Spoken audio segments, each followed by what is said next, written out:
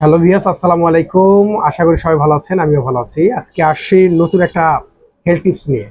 আজকে কথা বলবো ORS, oral rehydration salt saline নিয়ে। আপনারা সবাই জানেন যে এটা কিভাবে খেতে হয়, কিন্তু এটা জানেন না যে আসলে এটা কোন পদ্ধতিতে খেতে হয়। যদি আপনারা ভুল পদ্ধতিতে এই স্যালাইনটি খেয়ে থাকেন তাহলে মৃত্যু অনিবার্য। এটা খেতে গেলে আপনাকে কিছু নিয়ম অবশ্যই মানতে হবে।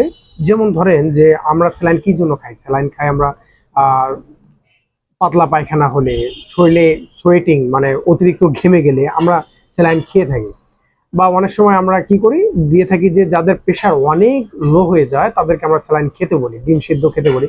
হ্যাঁ, সবাই জানে এটা। তবে এটা কি আপনারা জানেন যে হাফ লিটার পানি যদি পানির পরিমাণ যদি বেশি হয় সেক্ষেত্রেও সমস্যা আছে, এবং পানির পরিমাণ যদি হাফ লিটারের চেয়ে কম হয় সেক্ষেত্রে আরো বেশি সমস্যা।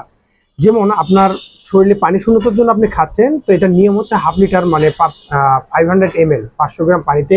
তো আপনি কি করছেন, পানি কম নিচ্ছেন।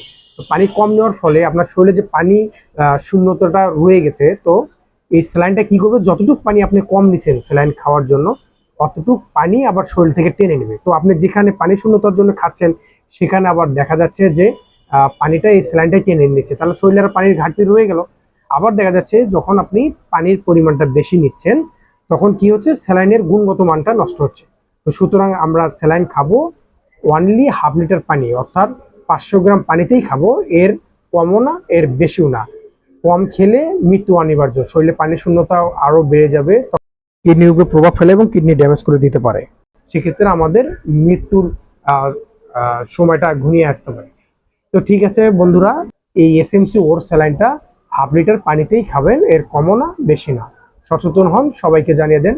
আর কারো যদি কোনো ধরনের প্রশ্ন থেকে থাকে আমার কমেন্টসে জানাবেন, আমি উত্তর দিয়ে দেবো ইনশাল্লাহ।